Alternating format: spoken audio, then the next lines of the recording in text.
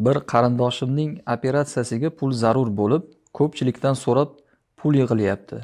O'zining holati ham yomon emas, lekin operatsiyaga mablag' yetmayapti. Shunga zakotimni bersam bo'ladimi?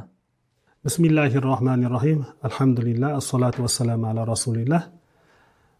Darhaqiqat albatta shunday jamiyatimizda insonlar o'rtasida og'ir kasallar bo'ladiki, bunga ko'proq mablag' jamlash kerak bo'ladi. Alhamdulillah xalqimiz jonbozlik ko'rsatib, qo'ldan kelgancha zakotlarini, sadoqatlarini, xayriyalarini qilib boradilar. Endi har bitta masalani o'zini asoslari bo'ladi. Shunday ekan bizda so'ralayotgan turgan masala zakotni ado qilish masalasi. Zakotda beriladigan masrifuz zakot oladigan shaxs zakot olishlikka loyiq bo'lgan shaxs bo'lish kerak. Ya'ni musulmon va albatta kambag'al, miskin, kambag'al o'sha bir nechta ko'rsatilgan masrifuz zakot, ya'ni zakot beriladiganlar bor.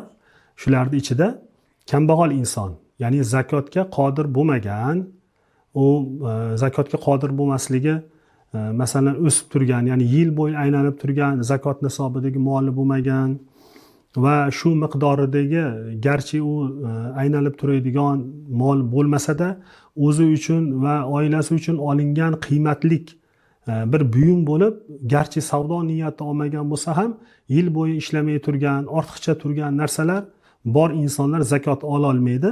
Mana shunday shaxs bo'lmaslik kerak.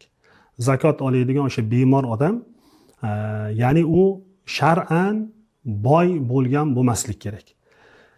Bilamizki, masalan, o'sha odamlar tomonidan beriladigan mablag' xorijda davolanishlik uchun ko'proq mablag' jalb qilingan paytda odatda zakot nisobidan ko'payib ketib qoladi. Masalan, zakot nisobi bir yilda masalan taqriban 100 million atrofida hisoblansa, 100 milliondan bir odamda mablag'i ko'payib ketib qoladigan bo'lsa, u odam zakot ola olmaydi. Bundan ma'lum bo'lar ekanki, berib turgan paytida zakot o'tishligi uchun, zakot ado bo'lishligi uchun u odamda 100 million mablag' va ishlamay turgan narsalarda ham hisoblanganda 100 million chiqadigan holat unda bo'lmaslik kerak.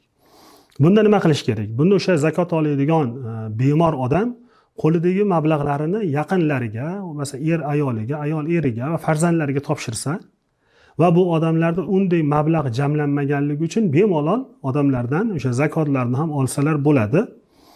Yoki yaqin qarindoshlari kambag'al bo'lsa ular o'sha o'zini bemor qarindoshi uchun zakotlarni o'zlari qabul qilib va o'sha o'zlari bemorlarini aliga olingan mablag'dan o'zlari xayr ihson hadiya sifatida davolasalar bo'ladi. Mana shunday yo'llarni qilish kerak bo'ladi. Vallohu a'lam bissavab.